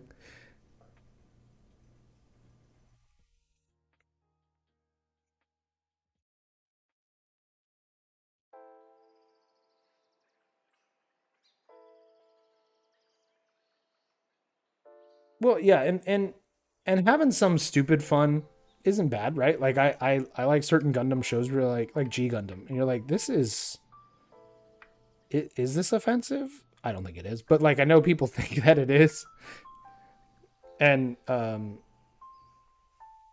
don't know, like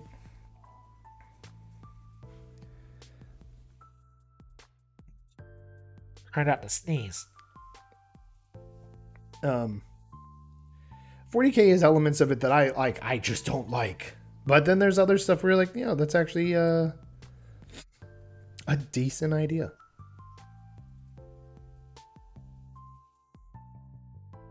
And not everything has to be something that I enjoy. I get that too. Well, enjoy your food.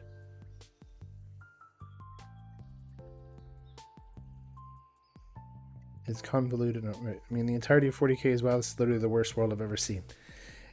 Yeah, and I'm actually, I have an idea for a new short story for Revelations, and I'm concerned that it may be seen as being really too dark.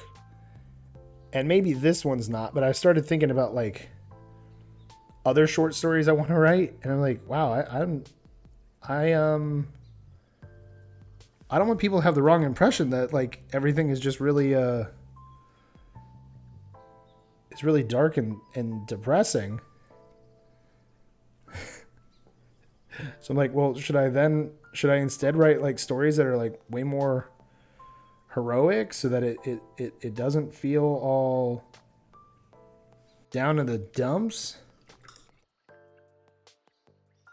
Stupid Space Marine plot armor.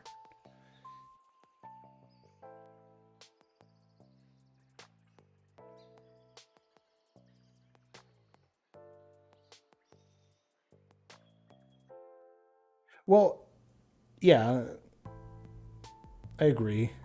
It's definitely it's definitely better than having no you can't have everything being heroic. I don't know. I I feel that sometimes my stories end up being a little bit darker anyway. So then I'm questioning myself like am I going like where's that point where you've gone too far, you've lost people and now people don't want to read it anymore because you've gone like it's not for like being like shock value. It's just heavy stuff. Well, and it's not even so much as like the villain winning. It can just be that like, wow, life on that planet just is terrible.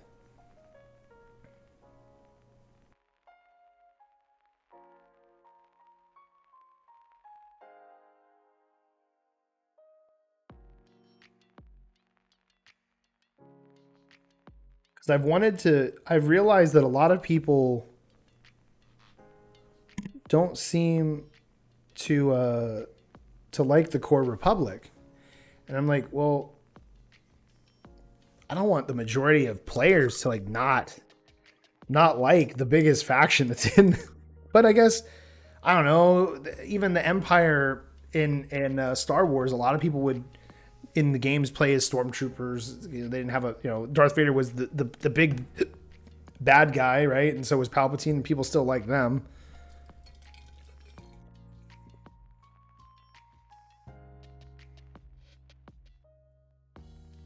It's possible from that perspective, Prophet, but it can also be that just like life is just hard. In this case, on this planet. Yeah, I guess I just don't want to go so far where people are like, I don't want to play them. I don't want anything to do with them. They're just terrible. They're just bad. Oh, well, see, okay, then that's good, Jam. I'm glad because, to to be fair, the entirety of their society is built on. Yeah.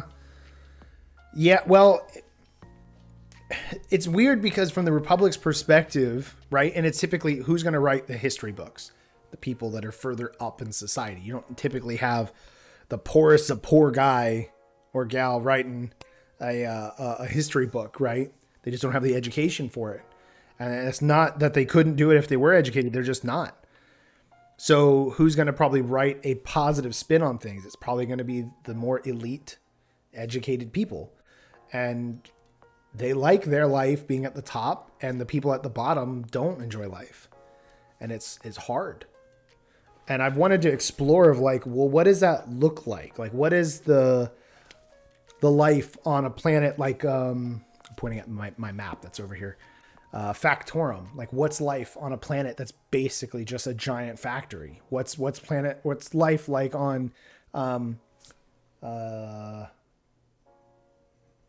Draft is a planet in the Republic on the border with Caldra, and it's like it never experienced anything to do with the war against the synthetics, so the population is massive, massive, massive. It's very dense. And that's a totally different environment than like when you're on a planet like Destiny, which is very like Western feeling. Well, no, I guess that's probably true. Space Marines are pretty bad. They think they're genuinely doing good for the galaxy and are ironically just helping to keep the game of cosmic chess in a stalemate. Yeah. Yeah, I don't know enough about, well, no, I know, I guess I do know enough about Warhammer to be like, yeah, it's pretty bad. It's pretty bad there.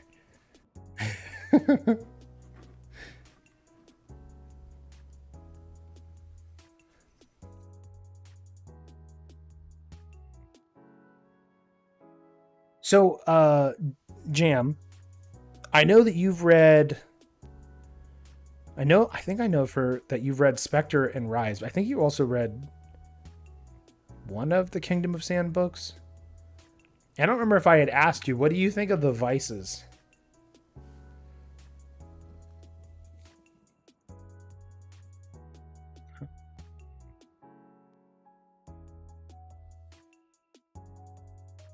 I don't know what else to do with some of this gribbly stuff. Oh, I need to paint that. I'm going to paint that red.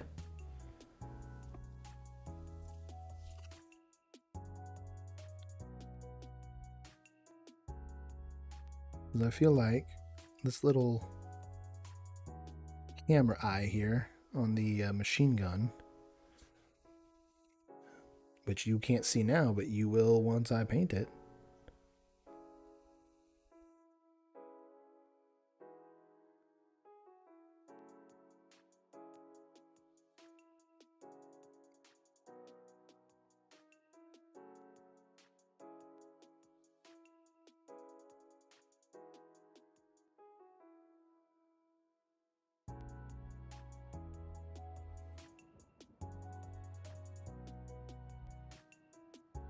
Ah, you can see it. A little red eye.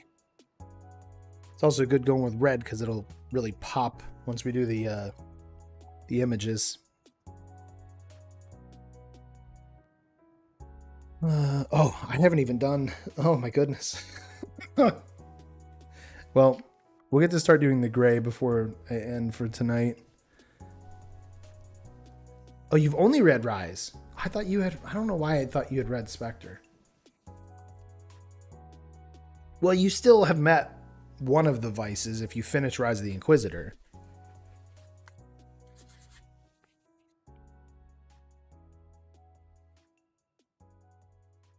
Not that they're in everything.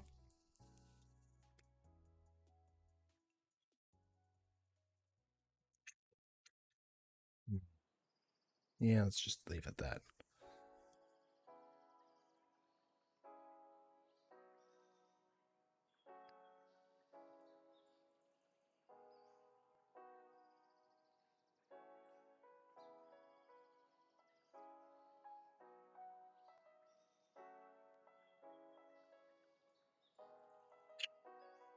No.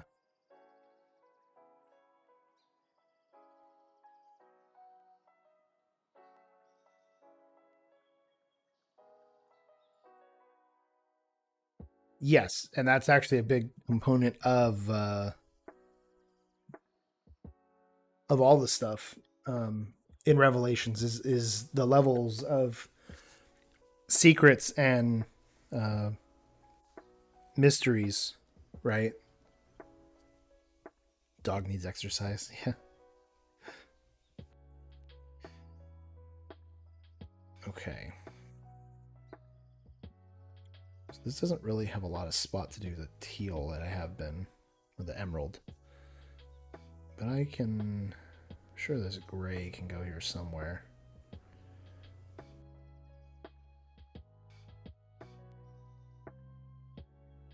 Pull up a picture here on my phone so I don't have to get up right away. Oh, I can go to showcase.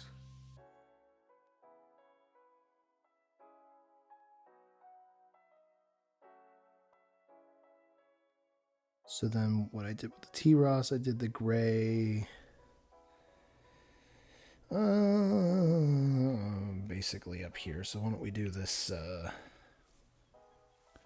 we'll do this back piece here. Make that gray.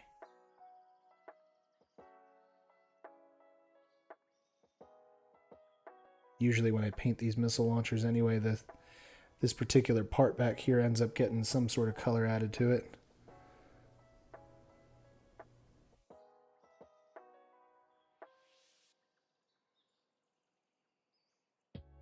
This is not sticking very well.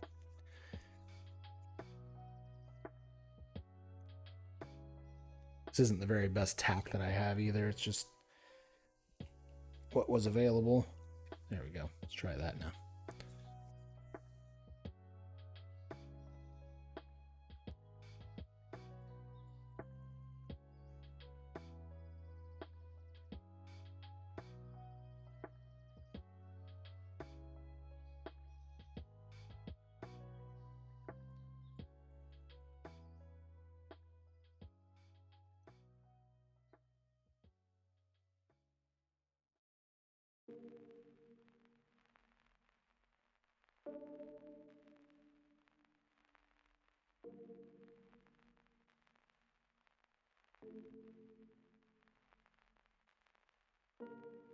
There we are. I'll have to do another coat on there, but that works. And then I had nothing on this arm, and then gray somewhere here on this one. So I think it makes sense to do this panel here.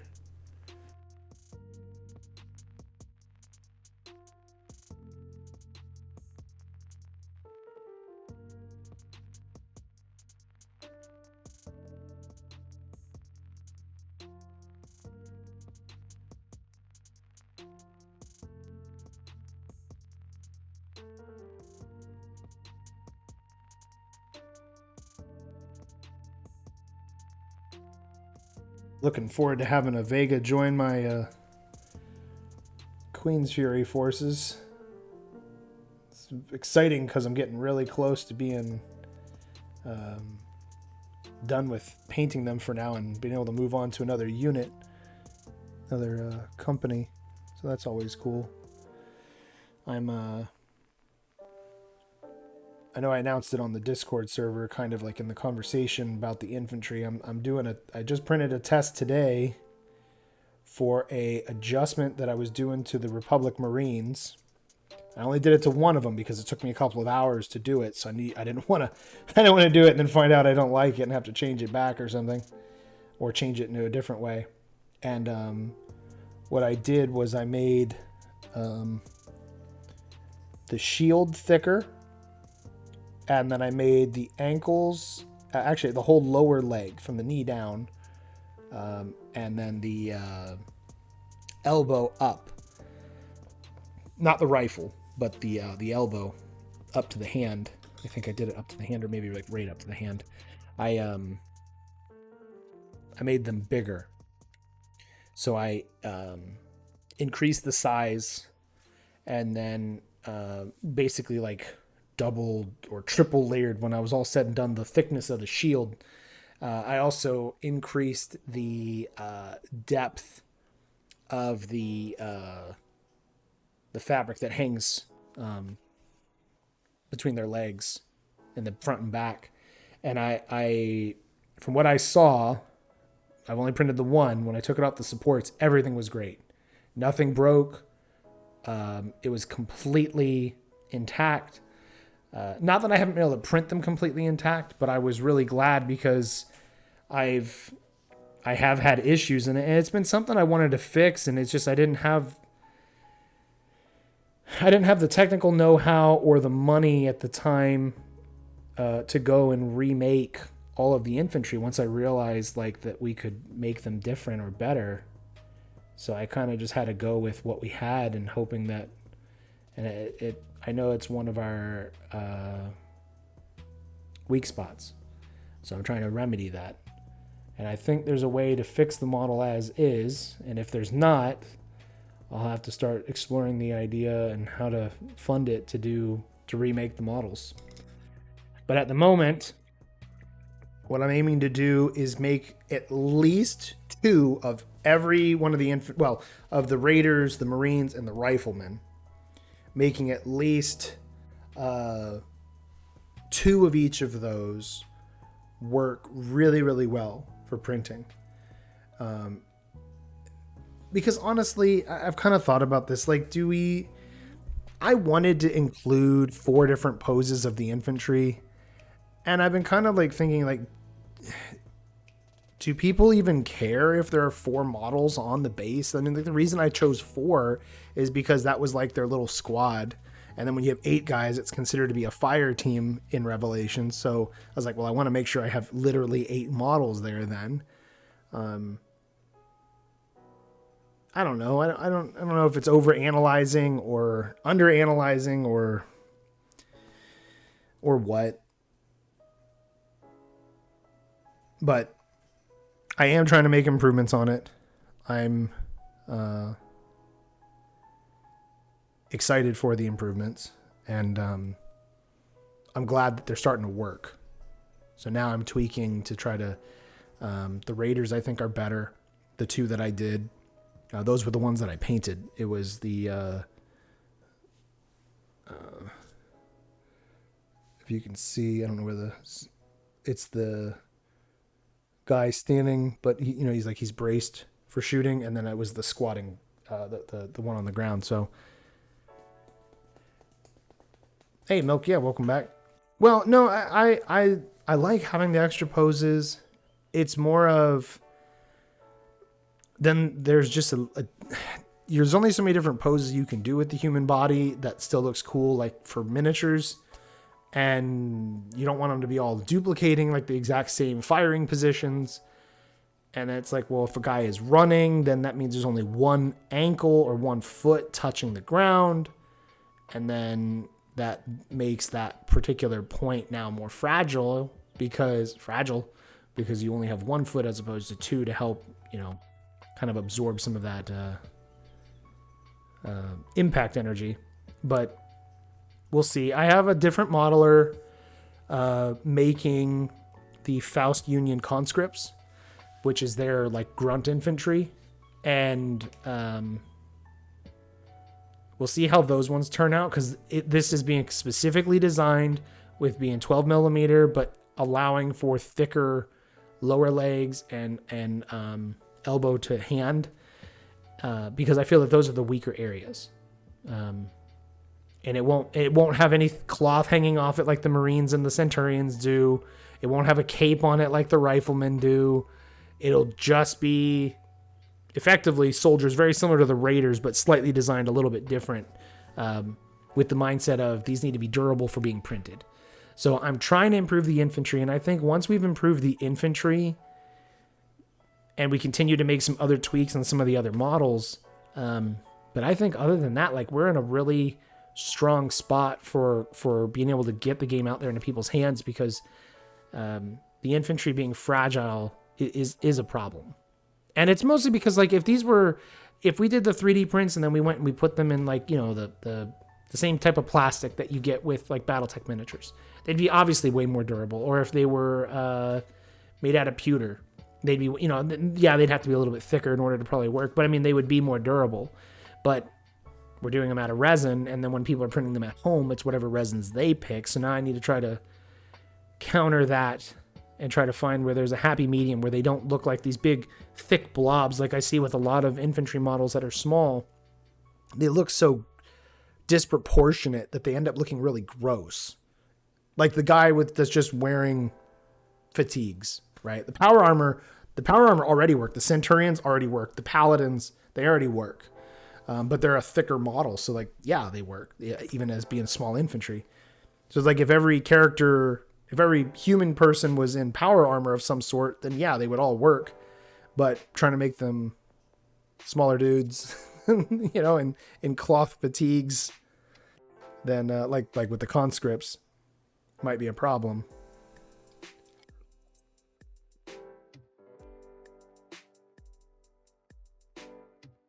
But after we get the infantry fixed, I think marketing wise, I'm going to start really pivoting to the starter kits and really focusing on that and trying to get that and trying to highlight that. There are, I guess that's a good thing. There's no non-humans right now in Revelations that you know of. But the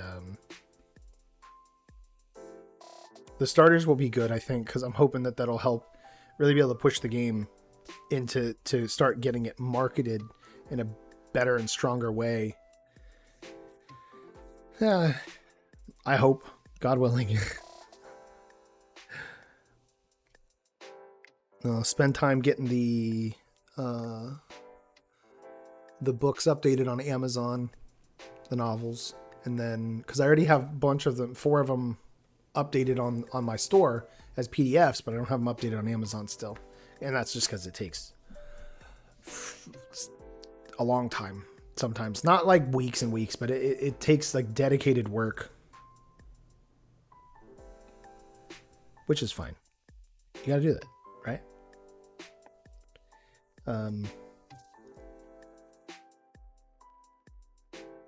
Yeah, I think this is... No, we need to do the other gray on this before I get so sidetracked.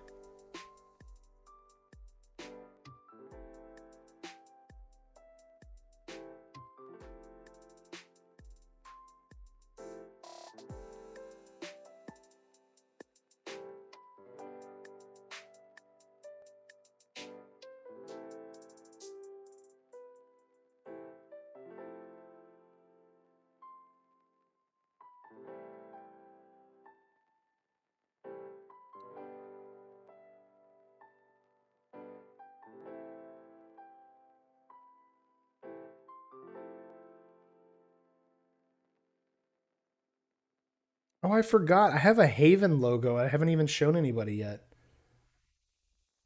I need to end up releasing that. I showed off the new Orca one, which really was just a revised version of the one I already had. Except this one I own. The original one was... it was a piece of clip art that I was allowed to... It was like a royalty-free thing because I didn't know what else to use, so then when I went and I updated a bunch of the other faction logos, I was just stuck on Orca. I was really, really stuck. So then I was like, well, no, let's go make an original one that's different. But all right, Milk, have a good night. Thanks for being here. Have a good rest of your week. Let's get right here. There we go.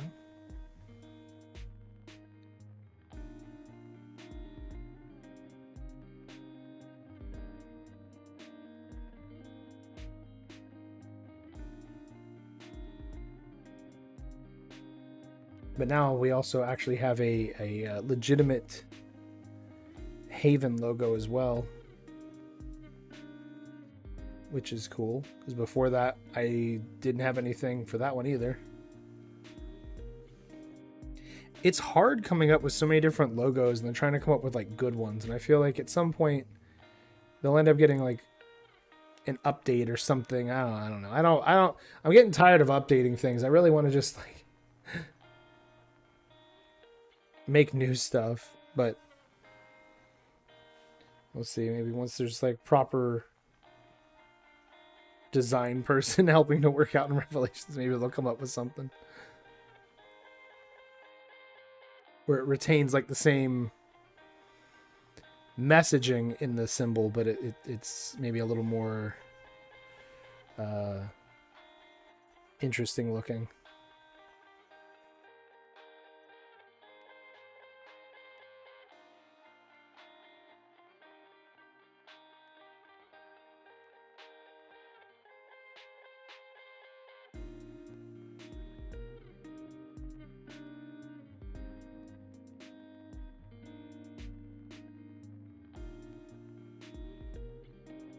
Ah, I didn't mean to paint that.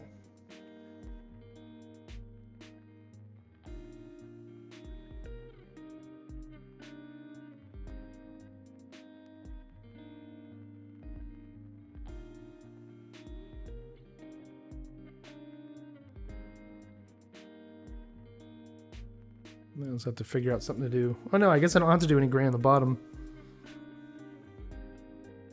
because none of the other things have it. All right, well, then I'm probably done with the gray at the moment. That's probably a good spot to stop for the evening. So I'm gonna go ahead and call it there. I got another busy day of day job work ahead of me tomorrow. So thank you guys very much for being here tonight and hanging out. I appreciate it, and I will talk to you guys again next week. Have a good night, guys.